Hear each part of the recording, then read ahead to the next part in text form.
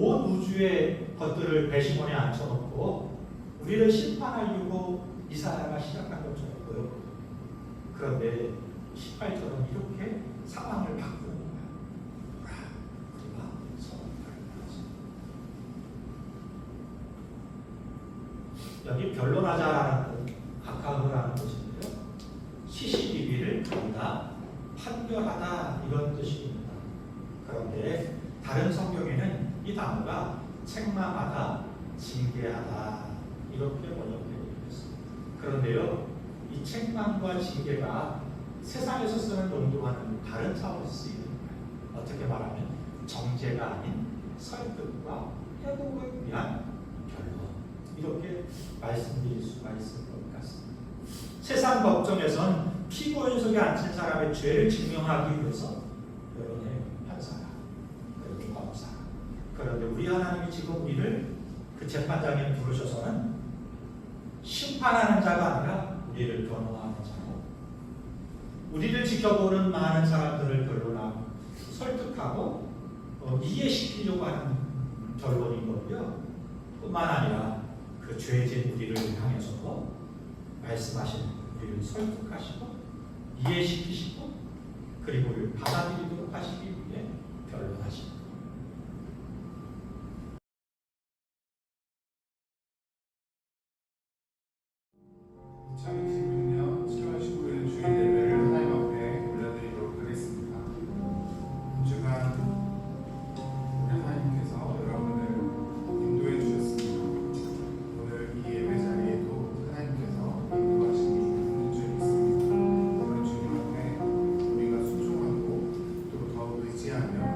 예배하는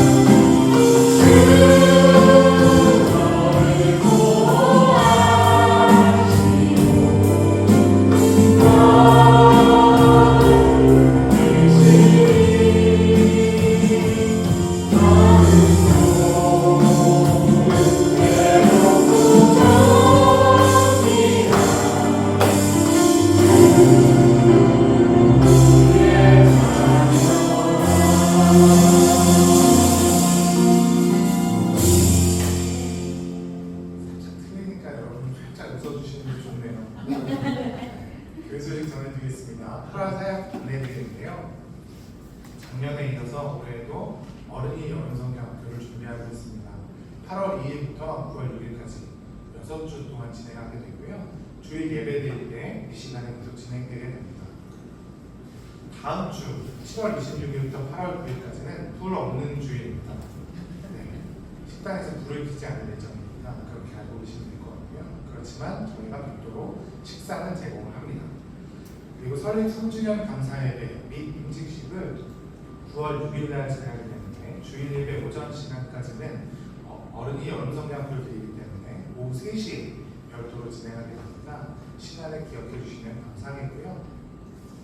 1박 2일 MT를 가려고 계획을 하고 있습니다. 예정인데 여러분 MT 가고 싶으시죠? 네. 잘 준비해 보겠습니다. 한번 같이 가시죠. 그리고 7월, 8월 대표기도 안내해 드리고 있습니다. 주거랑은 조금 다를 수 있는데요. 8월 30일은 김희진 청년. 8월 30일날 김정한 안수집사로 되어 있더라고요. 네, 8월 30일이 김희진 청년입니다. 설거지 공사 잘 섬겨 주시면 감사하겠고요. 다음 주 이렇게는 아마 설거지 공사가 없어지겠죠. 믿음으로 사도신경 고백하면서 예배 가운데 나아가도록 하겠습니다. 전능하사 천지를 만드신 하나님 아버지를 내가 감사하며 그의 외아들 우리 주 예수 그리스도를 믿사오니 이는 성령으로 잉태하사 공정여 마리아에게 주시고 분비요 요나도에게 요나를 받으사 십자가에 못 박아 주시고 장사한 지 4일 만에 주신 자를 받아서 다시 살아나시고 하늘에 올라가 하나님을 노래한 자를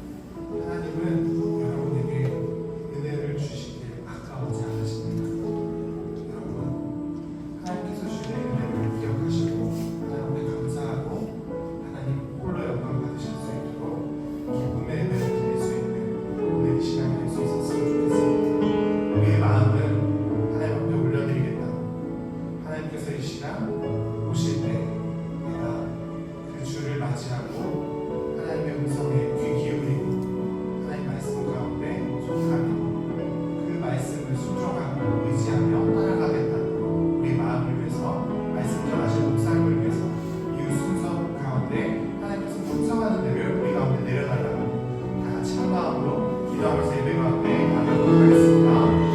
좋으신 하나님 아버지 감사합니다. 하나님의 은혜가 하나님고 올라오시는 저희들의 기억하고 예배하고 찬양합니다.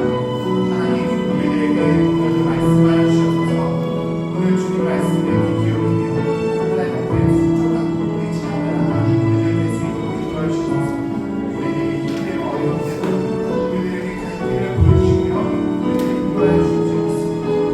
예수를 따라가는 우리들 될 수 있도록 인도하여 주시옵소서.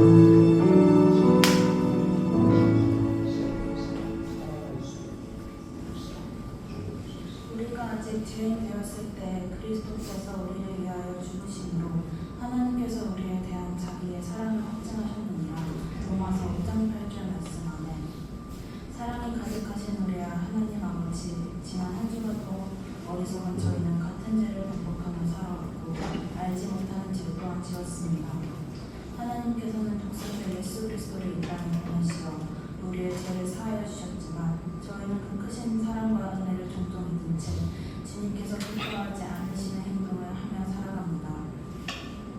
누군가를 미워하고 시기하며 질투하고 때때로는 험담하기도 합니다. 저희는 예수님을 닮겠다고 고백하지만 예수님께서는 사람들이 피하는 병든 자들과 함께 하시고 그들을 회복시키셨고 배고픈 자들을 먹이시며 위로하셨고 슬퍼하는 자들과 함께 슬퍼하셨으며 자신을 십자가에 못 박는 자들까지 용서하셨습니다. 그러나 저희는 예수님을 닮아가기보다는 오히려 그 반대의 모습일 때가 많습니다. 주님, 이러한 저희를 용서하여 주시옵소서. 하루하루 한 걸음씩 회개의 길을 걸으며 무릎 꿇고 주님 앞에 나아갈 때 주님께 더욱 가까이 나아가게 하시고 우리를 향해 보여주신 크신 사랑을 잊지 않으며 그 사랑을 삶으로 실천하는 저희 모두가 되도록 인도하여 주옵소서. 하나님 아버지, 오늘 이 예배 자리에 나온 모든 성도들을 기억하여 주옵소서. 감사 기쁨으로 나온 성도도 있지만 하루하루의 삶이 버거워 지친 성도도 있습니다. 말하지 못할 아픔과 눈물을 품고 주님 앞에 나온 이들도 있습니다. 질병으로 힘겨운 시간을 보내는 성도들도 있습니다. 연약한 우리는 한치 앞도 알지 못하며 주님 하나님의 때 또한 헤아릴 수 없습니다. 그러나 치유와 회복의 은혜를 허락하여 주시고 하나님의 때를 믿음으로 기다릴 수 있는 힘을 더하여 주옵소서. 바쁘게 흘러가는 세상 속에서 시기와 질투가 가득할지라도 하나님께서 그러나 선한 길로 인도하시며 신뢰하게 하시고 우리 마음속 늘 함께하시는 성령님을 통하여 어떤 상황 속에서도 우리를 향한 하나님의 사랑은 결코 변하지 않음을 깨닫게 하여 주옵소서. 나라와 민족을 위해 기도드립니다. 제가 마련한 이 시대를 긍휼히 여겨주시고 이 땅의 교회 위에 다시 부흥의 은혜를 허락하여 주옵소서. 갈등과 분열보다 화해와 진실이 살아나는 나라가 되게 하시고 연약한 이웃과 소외된 이들을 돌보는 마음을 허락하여 주옵소서. 교회가 세상의 희망이 되어 하나님의 사랑을 실천하는 공동체가 되게 하시고 다음 세대에 믿음을 전하는 교회가 되게 하옵소서. 이 시간 목사님을 통해 전달되는 말씀 가운데 성령님께서 임하셔서 우리와 함께하여 주옵소서. 말씀을 전하시는 목사님께 성령의 충만함을 더하시고 그 입술을 통해 하나님의 뜻이 선명하게 선포되게 하옵소서. 하나를 알면 하나만 아는 것이 아니라 둘을 알게 하시고 열을 알게 하옵소서. 듣는 우리 모두에게 순종의 마음을 주셔서 말씀이 지식으로 머물지 않으며 삶에서 실천하고 이어지게 하시고 예배를 마치고 세상을 돌아갈 때 예수 그리스도의 사랑을 삶으로 전하며 살아가게 하옵소서. 마지막으로 하나님, 저희를 사랑하셔서 독생자를 내어주신 그 놀랍고도 크신 사랑을 잊지 않게 하시고 그 사랑을 받은 사람답게 사랑하며 용서하고 서로를 섬기는 삶을 살아가게 하옵소서. 오늘의 예배가 삶의 형식에 머무는 예배가 아니라 삶으로 변화시키는 예배가 되게 하시고 우리의 모든 삶이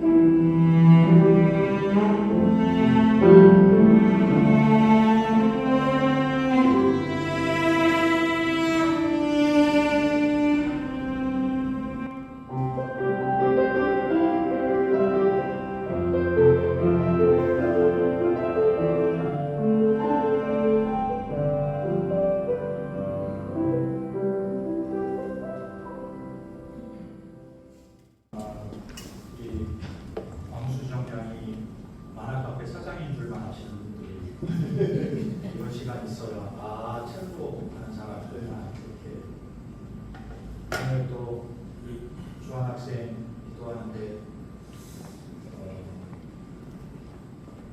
시간도 기록을 세우고 용감해요. 청소년들이 대부분 와서 대충 이렇게 대표기도 떼고 내려가는데 준비를 많이 한 것 같은데요. 시험 끝나고 기도하면서 감사합니다. 오늘 하나님이 우리에게 주실 말씀은 이사야 1장 16절부터 20절까지의 말씀. 이사야 1장 16절부터 20절까지. 제가 한 절, 여러분 한 절, 마지막 절은 합독하겠습니다. 너희는 스스로 씻으며 스스로 깨끗하게 하여 내 목전에서 너희 악한 행실을 버리며 행악을 그치고 선을 배우며 정의를 구하며 악을 받는 자를 도와주며 보아를 위하여 신원하며 악을 위하여 변호하라 하셨느니라. 여호와께서 말씀하시되 오라 우리가 서로 변론하자. 너희의 죄가 주홍 같을지라도 눈과 같이 희어질 것이요 기농같이 붉을지라도 양털같이 희게 되리라.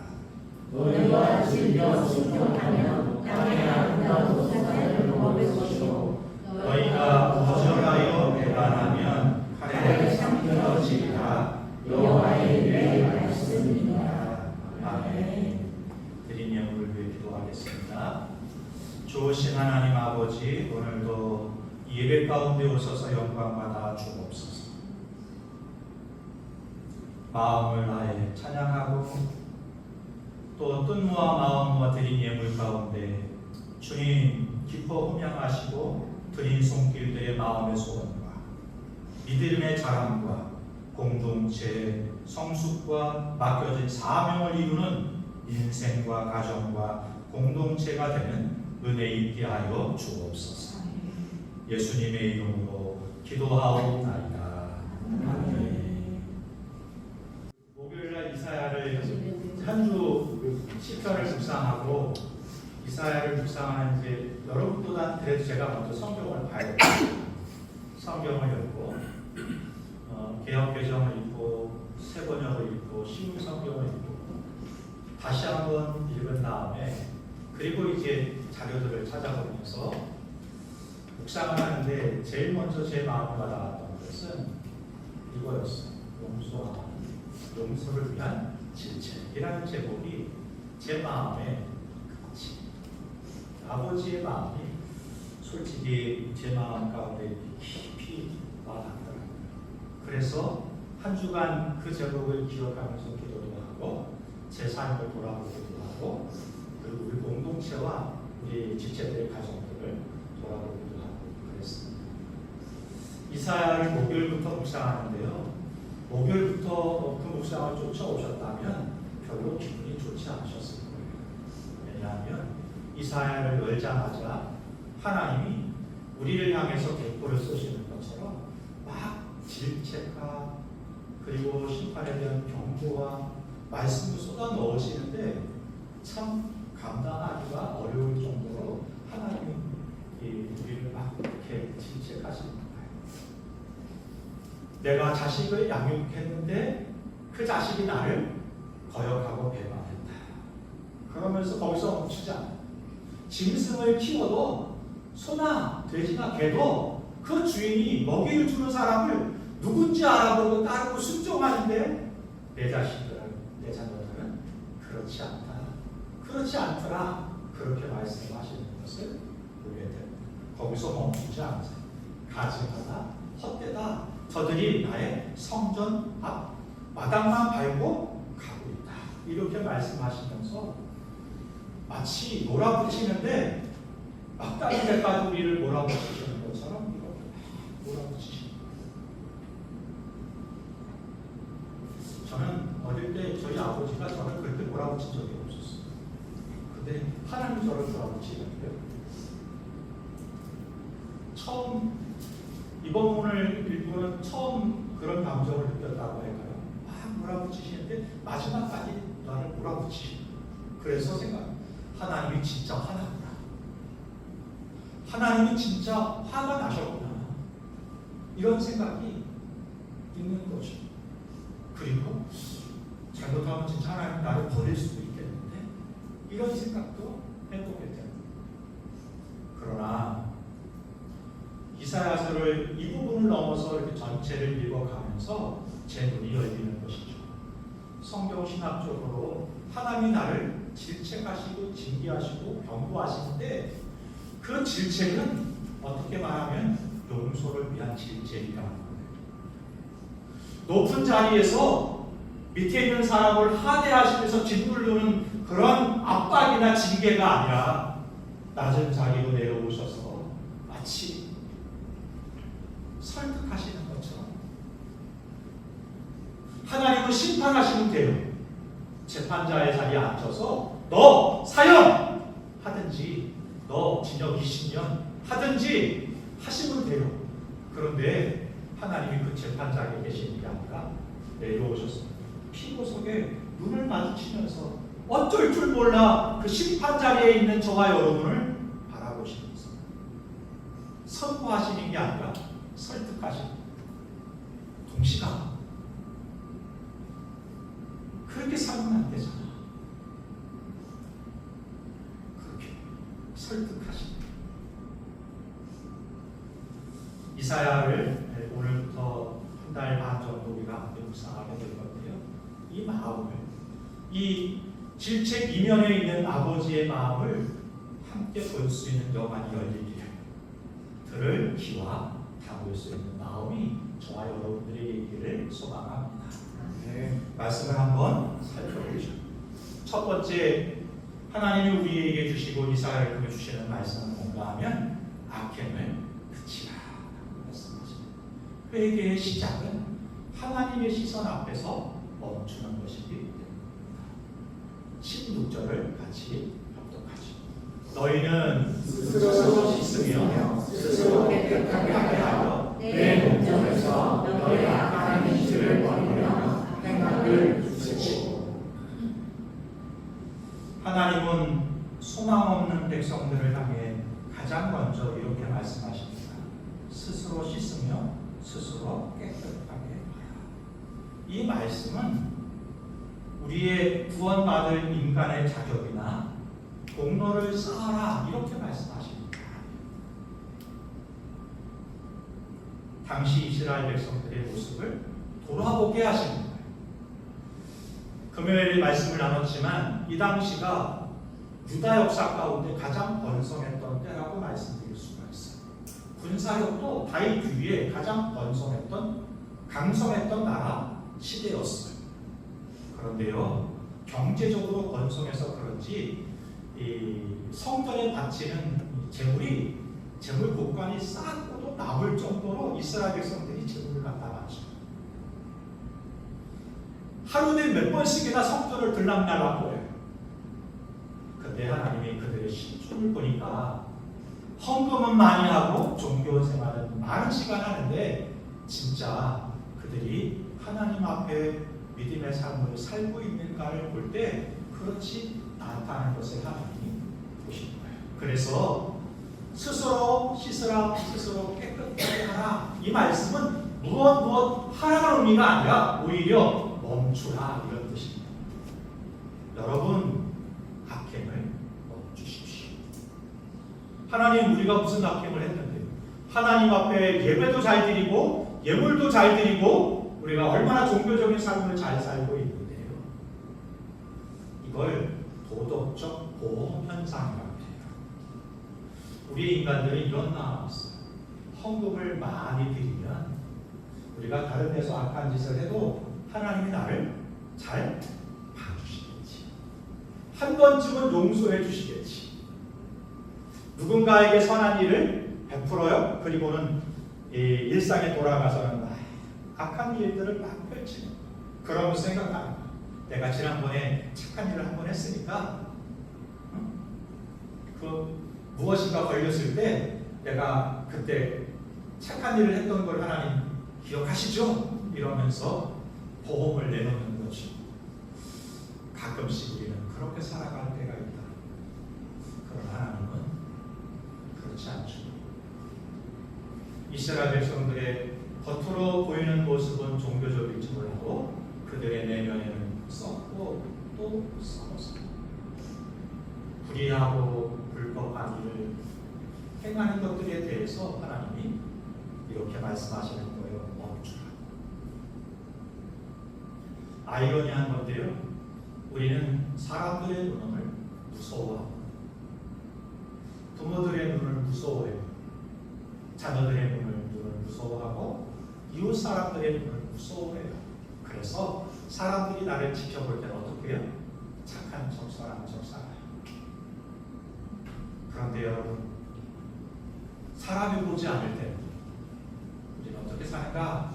우리를 돌아볼 때 그때 마음으로든 혼자든 악한 일을 펼치는 인생을 살아가는 사람들이 얼마나 많은지. 그런데 여러분, 그때 누가 우리를 지켜보고 있는지를 기억하셔야 하는 것입니다. 그래서 여러분, 진짜 누구의 눈을 무서워해야 되는가를 지혜 있게 깨달아야 된다는 거예요. 사람의 눈을 무서워할 게 아니라 하나님의 눈을, 하나님의 시선을 무서워해야 돼요. 그래서 이사야는 하나님의 말씀이 이렇게 되어나는 것이죠. 내 목전에서 여호와 앞에서 우리의 악한 행실을 버리고 행악을 그쳐야 된다. 이렇게 말씀하고 있는 것을 볼 수 있습니다. 집에 싱크대에 물이 넘쳐요. 그러면 어떻게 해요? 흐른 물을 푸고 닦는 것도 중요하지만 제일 먼저 뭐 해야 되죠? 수돗물을 잠그는 거야 되잖아요. 우리의 인생이 그래요. 제일 먼저 뭐 해야 돼요? 죄를 멈춰야 되는 거예요. 하나님을 속이는 짓을 멈춰야 돼요. 알면서도 당장 하나님이 내 눈앞에 보이지 않고 나타나지 않으니까 그 일을 계속한다면 이건 가증한 종교적인 퍼포먼스는 될지 몰라도 우리의 신앙을 살리고 성숙케 하고 하나님과의 관계를 이루는 데 있어서는 하나도 도움이 되지 않는다. 뿐만 아니라 진짜 우리 인생의 새로운 시작을 시작하는데 발을 잡히게 될 것입니다. 그러므로 이사야 선지자는 우리에게 이렇게 말씀합니다. 악을 멈추라. 두 번째 우리에게 주시는 교훈은 뭔가 하면 그 악을 멈추는 자리에 그대로 놔두면 안 된다는 거예요. 채워야 되는데 뭘로 채워야 되는가? 선행을, 공의를, 정의를 채워야 된다. 이렇게 말씀하는 걸 볼 수 있습니다. 17절을 같이 합독하겠습니다. 선행을 배우며 정의를 구하며 학대받는 자를 도와주며 고아를 위하여 신원하며 가을을 위하여 건조하라 하셨느니라. 네, 그 자리에 하나님의 통치와 선이 채워져야 하는 것이죠. 하나님은 악을 그친 백성들에게 이렇게 말해요. 선을 배우라. 그런데 여러분 한번 생각해 보실래요? 선을 행하라 이렇게 말씀하지 않고 왜 선을 배우라고 말씀하셨을까? 악을 멈추고 선을 행해야 된다고 말씀하시지 않아요. 오늘 성경에 보니까 선을 배우라고 말씀하셨어요. 왜냐하면 우리 인생은요, 그대로 놔두면 악한 짓, 불의한 것들 자연스럽게 드러나고 행동하는 것이 우리의 인생들이기 때문에 그렇습니다. 우리 자연이 놔두면 위에서부터 아래로 흐르는 자연 법칙이 있는 것처럼 우리의 인생에도 그런 법칙이 있는 것 같아요. 그래서 바울이 로마서 7장에 이렇게 말씀하잖아요. 오호라 나는 공고한 자다. 누가 이 사망이 음침한 골짜기에 나를 건져 줄 것인가? 바울이 복음을 알아요. 예수 그리스도의 은혜를 입어요. 그래서 선한 일을 행하려고 돌아요. 그런데 바울이 한 가지 순간순간마다 겪는 여러 가지 갈등과 아픔이 있는 거예요. 그건 뭔가 하면 선을 행하려고 들면 저 깊은 속에서 악한 마음, 시기와 분노와 원한이 올라오게 되는 것이죠. 그래서 두 개가 자기 속에서, 자기 삶 속에서 싸우는 것을 바울도 경험하고 있다. 이렇게 고백합니다. 우리가 알기로는 신약 성경에서 바울만큼 어려운 사람도 찾아보고 계십니다. 그런데 그런 그도 불의한 마음이 시기가 질투가 올라오면서 갈등을 겪고 있는 것을 경험하면서 말하고 있는 탄식하는 오호라 나는 공고한 사람.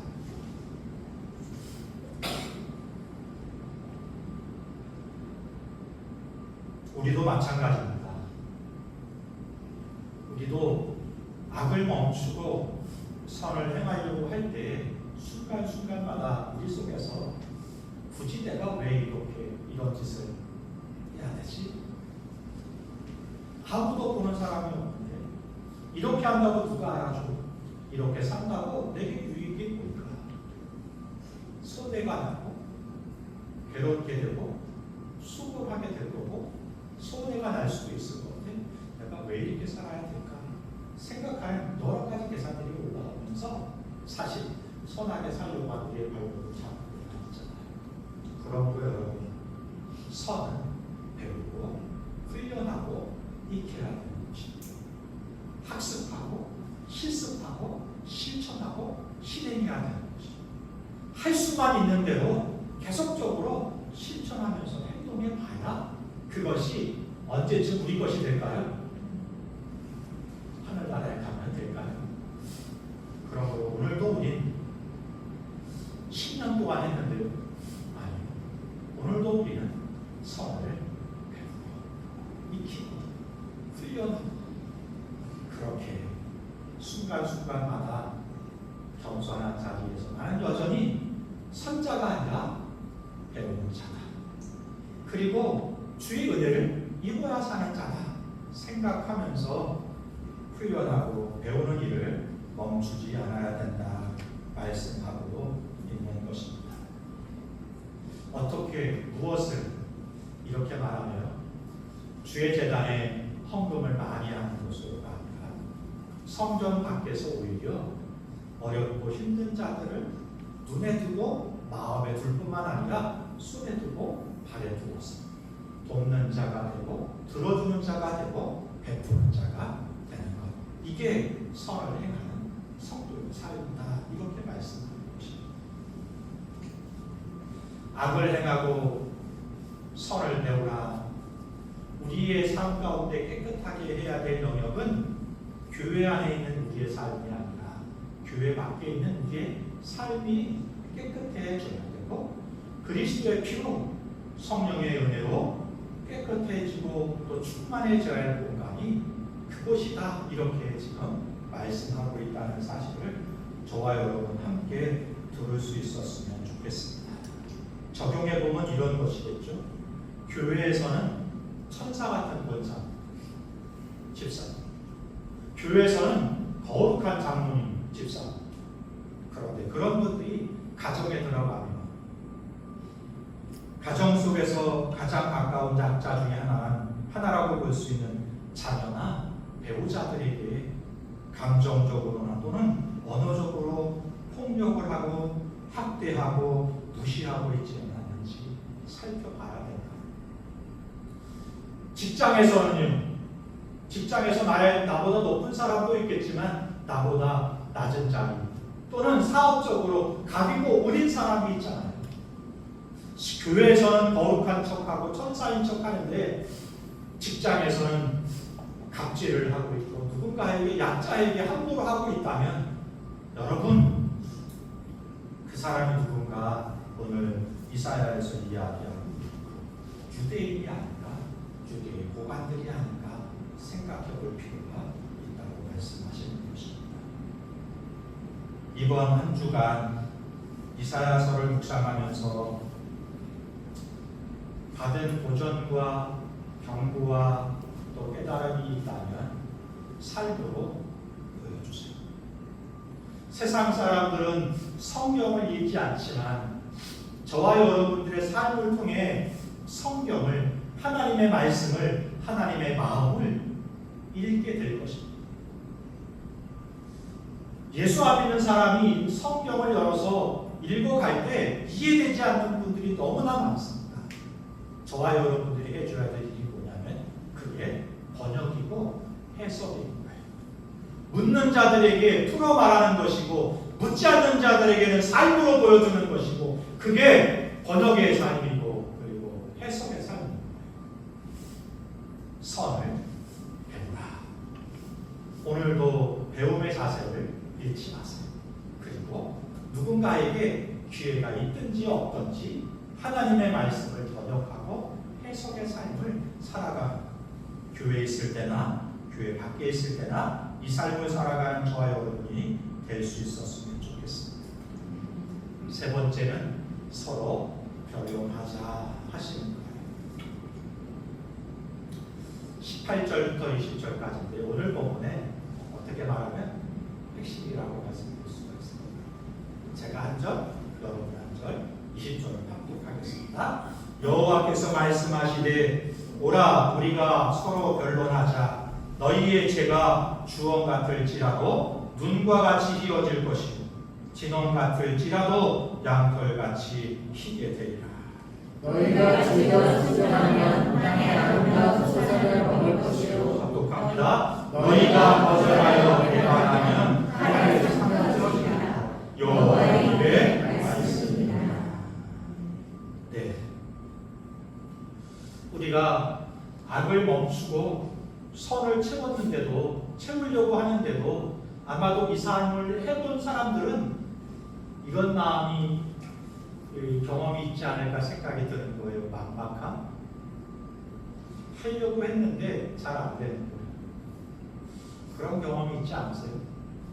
의롭게 살아가려고 하고 거룩하게 살아가려고 하고 성도로 세상 속에서 세상 가치관이 아니라 성경적인 가치관을 가지고 살아가려고 할 때 부딪히는 거예요. 내 안에서 부딪히고 상대와 부딪히고 현실 속에서 부딪히는 걸 경험할 때가 그때 이러는 거예요. 하나님 그렇게 살아가려고 하는데 너무 많이 부딪히네. 제 한계를 느끼게. 우리는 그 한계를 느낄 때가 너무나 많지 않으세요? 말씀대로 살아가는 것에 한계를 느낄 때도 있고 성도로 살아간다는 것에 한계를 느낄 때도 있고 어떻게 말하면 부모로서 살아간다는 것에 한계를 느낄 때도 있을 것 같고 자녀로 살아간다는 부분에 한계를 느낄 때도 있고 직장에서 무엇인가 해내야 되는 상황을 짐을 짊어지고 있는 상황 속에서 한계를 느낄 때가 있는 것이 우리의 존재라는 것이 그런 거예요. 그 한계를 느끼고 있는 저와 여러분들에게 우리의 마음을 아시는 듯 이렇게 말씀하시는 것입니다. 오라 우리가 서로 변론하자. 오라라는 말 참 굉장히 의미 있는 말이고 위로가 되는 말씀 중에 하나인데요. 레쿠라라는 뜻입니다. 레쿠다라는 것은 어떻게 말하면 간절한 초청, 권유, 제발 이리로 와주겠니? 이런 뜻이라고 할 수 있습니다. 오라 레피나 하시는 거죠. 하나님 오늘 우리의 삶 가운데 한계가 느껴져요. 그럼 우리들에게 오라 서로 변론하자. 변론이라는 건 재판장에서는 나가고 그런데 우리 주님이 판사석에 계시고 피고인석으로 우리를 초청하시는 듯 보이지만 이사야 시작은 그랬어요. 온 우주의 것들을 배심원에 앉혀놓고 우리를 심판하려고 이사야가 시작한 것처럼 보였거든요. 그런데 18절은 이렇게 상황을 바꾸는 거예요. 우리가 서로 변론하자. 여기 변론하자라는 뜻, 아카흐라는 뜻인데요. 시시비비를 간다, 판결하다 이런 뜻입니다. 그런데 다른 성경에는 이 단어가 책망하다, 징계하다 이렇게 번역되고 있습니다. 그런데요, 이 책망과 징계가 세상에서 쓰는 용도와는 다른 차원에서 쓰이는 거예요. 어떻게 말하면 정죄가 아닌 설득과 회복을 위한 결론, 이렇게 말씀드릴 수가 있을 것 같습니다. 세상 법정에서는 피고인 속에 앉힌 사람의 죄를 증명하기 위해서 여러 개의 판사가 그리고 검사가, 그런데 우리 하나님이 지금 우리를 그 재판장에 부르셔서는 심판하는 자가 아니라 우리를 변호하는 자로, 우리를 지켜보는 많은 사람들을 변론하고 설득하고 이해시키려고 하는 결론인 거고요. 뿐만 아니라 그 죄진 우리를 향해서도 말씀하시는, 우리를 설득하시고 이해시키시고 그리고 우리를 받아들이도록 하시기 위해 변론하십니다.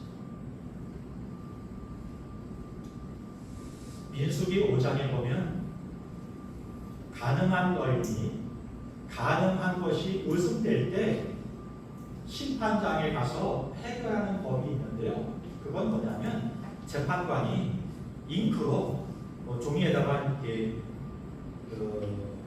율법을 써요. 잉크로 여호와 이름으로 서약하게 해요. 그리고 그 종이를 물에 이렇게 던지면 잉크가 녹아내릴 거잖아요. 그 먹물을 마십니다. 그래서 살면 가능하지 않은 거예요.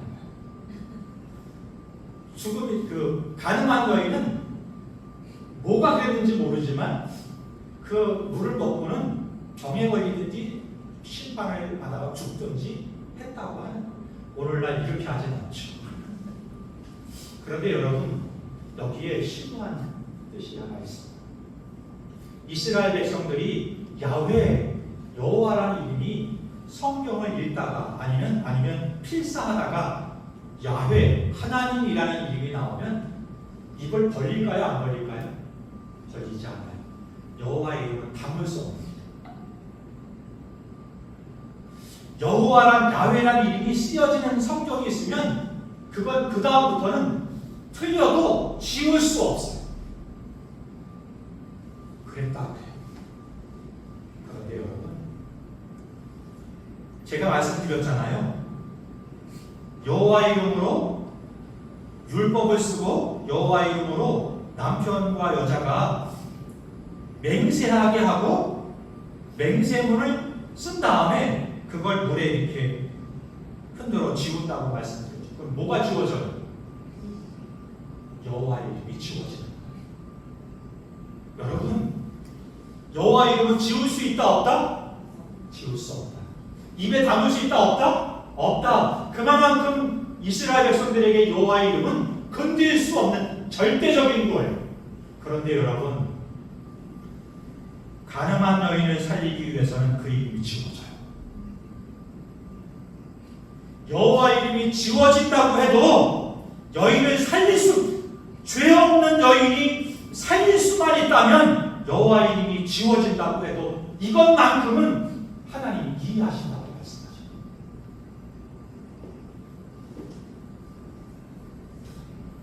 하나님이 자신의 이름이 지워지더라도 오늘 한 여인이 산다면 하나님이 오늘 다시 이스라엘로 돌아와서 자신의 명예가 실추되어지고 거꾸러지고 창피한 일을 당한다고 해도 내가 오늘 이스라엘의 한 영혼을 살릴 수만 있다면 생피를 당하는 것 그건 아무것도 아니라고 생각하시고 낮은 자리에 내려오셔서 판사의 자리가 아니라 심판자의 자리가 아니라 낮은 자리에 내려오셔서 우리를 설득하시는 거예요. 어떻게 말하면 힘 있는 자가 오히려 비는 거예요.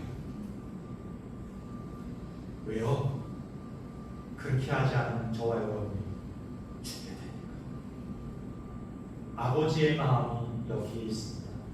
우리를 질책하시는 것은 우리를 살리려고 하시는 용서하시기를 원하시는 아버지의 마음이 거기에 있다 사실을 기억하시면서 바라기는 멈추는 악을 멈추고 선을 채우고 그리고 오늘 우리를 오라 우리가 서로 결론하자 저와 여러분을 초청하시는 아버지의 음성을 들으시고 그 초청에 응해서 주 앞에 세상 사람들의 눈이 무서워 사는 게 아니라 세상 사람이 본다고 하고 보지 않는다고 상관없이 아버지께서 나를 보신다라는 의식을 가지고 그 앞에서 살아가는 삶을 살아가기로 결단해요. 저와 여러분이 될 수 있었으면 좋겠습니다. 아멘. 오늘 본문에 보면 두 가지의 선택이 나와요. 첫 번째 선택은 뭡니까? 너희가 즐겨 순종하면 땅의 아름다운 소산을 먹을 것이고 반대로 너희가 거절하여 배반하면 칼에 삼켜지리라. 이거를 제가 찾아봤는데요. 순종하면 하나님이 허락하시는 아름다운 그 허락하시는 소산물들을 먹는다는 이 단어가 악한. 20절에 우리가 반대로 순종하지 않고 배반하여 그 악한 길을 돌이키지 않고 그 길을 계속한다면 어떻게 돼요? 칼에 삼켜지리라. 다르게 말하면 먹히게 되리라 이런 뜻이. 이 단어도 어근 악합니다. 재밌지 않으세요? 먹는 삶 악할, 먹히는 삶 악합니다. 악할은 같아요. 그런데 분명히 갈리는 거죠. 먹는 사람이 있고요, 먹히는 사람이 있어요. 순종하여 주의 뜻대로 은혜 가운데 어찌하든지 그 믿음의 삶을 살기로 결단합니다. 주께 돌아온 자는 하나님이 허락하시는 아름다운 소산을 먹는 자의 삶을 살게 될 것입니다. 반대로 배반하고 자신의 삶의 주인되어 악한 길에 돌이키지 않는다면 결국 그가 붙잡고 살아가던 그 힘 때문에 그 칼 때문에 오히려 그곳에 먹히는 자가 될 것이다 라는 것이죠. 먹히는 자가 아니라 아름다운 소산을 은혜를 먹고 마시는 삶을 살아가는 인생들이 됐으면 좋겠네요. 아멘. 함께 이 말씀을 기억하시면서 오늘 찬양을 하는데요. 여호와께 허락하자 이런 기분. 이사야서를 찬양팀 넣어 주시고 이사야서를 묵상하시다 보면 한 가지 재밌는 것을 발견하게 될 거예요. 저만 재밌는지 모르겠는데 이사야 특징 중에 하나가 뭐냐면 이사야 말씀을 가지고 노래를 만드는 것이 많다. 찬양을 만드는 것이 굉장히 많아요. 그래서 묵상을 하다 보면 이거 어디서 들었는데 찬양으로 이 가사가 돼서 불린 곡들이 많거든요. 오늘 여호와께 돌아가자 이 곡도 아마도 이사야의 말씀을 담아 곡을 붙인 것이라고 생각할 수 있을 것 같습니다. 오늘 말씀을 생각하시면서 결단하면서 이 찬양을 함께 찬양했으면 좋겠습니다.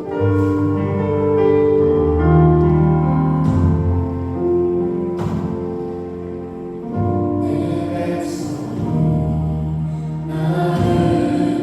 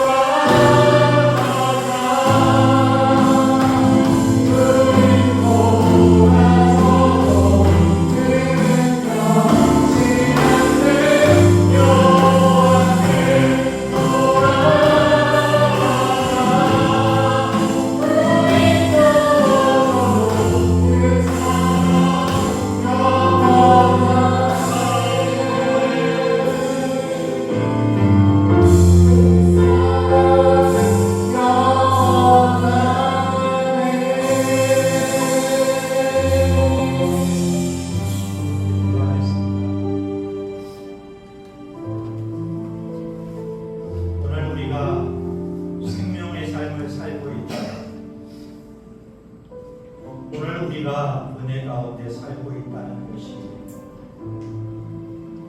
느껴지신다면 그건 주의 은혜입니다. 내가 무슨 공덕과 궁리를 선한 일을 쌓았기 때문에 얻은 것이 아니라 그 이유는 단 하나, 우리를 죽기까지 사랑하시는 아버지의 사랑이 있었기 때문입니다.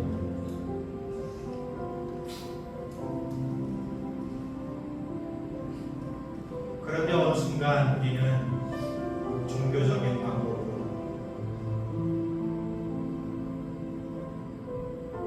내 공의와 공덕과 내 의의를 내세워서 자랑질하거나 갑질하거나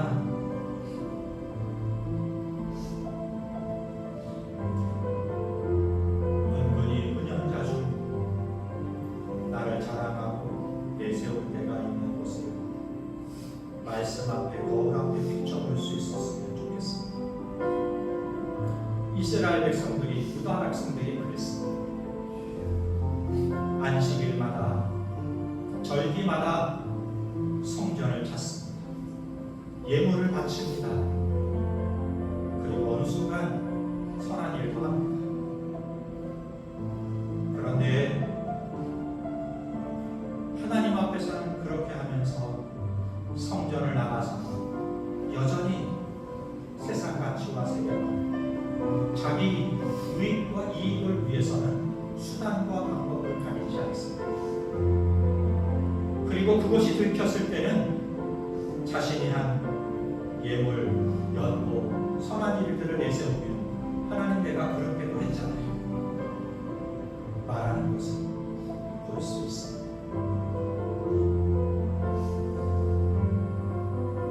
악을 멈춰야 됩니다. 선을 배워야 합니다. 오늘 우리 하나님이 저와 여러분을 부르십니다. 오라, 우리 가서 결혼하자. 내가 너의 아픔 소리를, 고통의 소리를 들어주게 해. 이 결론하자는 이야기가 따져보자, 다툼을 하자, 이런 뜻이 아니에요. 내가 너의 이야기를 들어주게 하시는 거예요. 그 초청의 이 시간 반응할 수 있었으면 좋겠습니다. 아버지, 제가 여기 있습니다.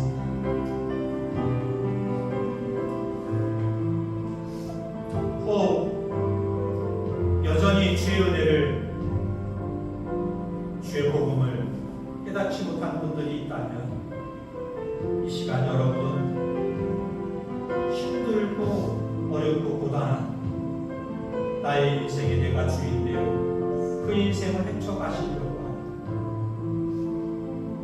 그래서 힘들고, 그래서 지치고, 그래서 허무하고 공허한 인생을 내어놓으십니다. 이제 저와 여러분을 부르시는 하나님의 음성을 들을 수 있게 바랍니다. 오라, 우리 가서 결혼하자.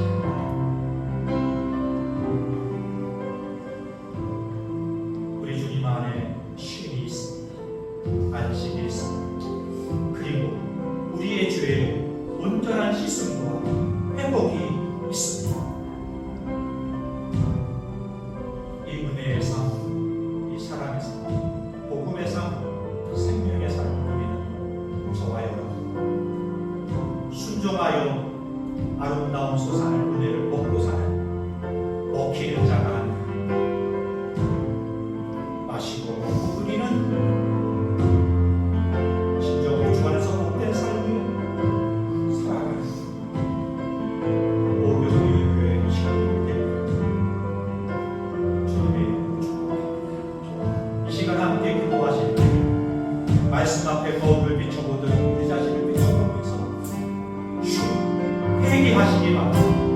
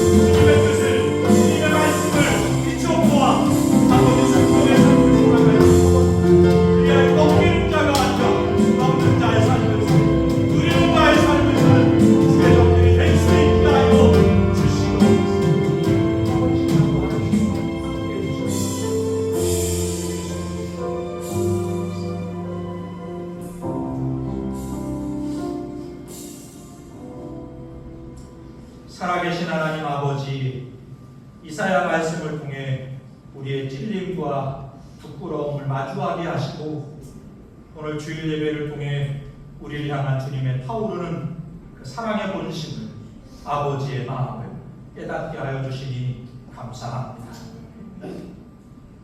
사람의 눈만 의식한 채 불꽃 같은 눈으로 바라보시는 하나님의 시선을 상실하고 살았던 주인들입니다. 이 시간 우리의 은밀한 악행을 빼게 하오니 삶의 현장에서 단호히 죄를 끊어내는 결단이 있게 하여 주옵소서.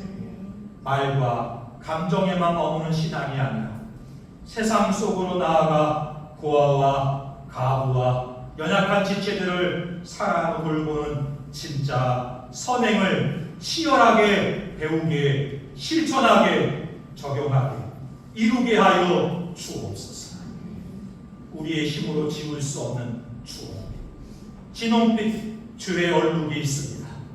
낙심하거나 숨지 않고 주님의 초청에 응해서 정직하게 그 십자가 앞에 나오고 그 보혈로 우리를 눈과 같이 양털같이 깨끗하게 온전하게 회복하게 하시는 주님의 은혜를 누리는 종들이 되게 하여 주옵소서.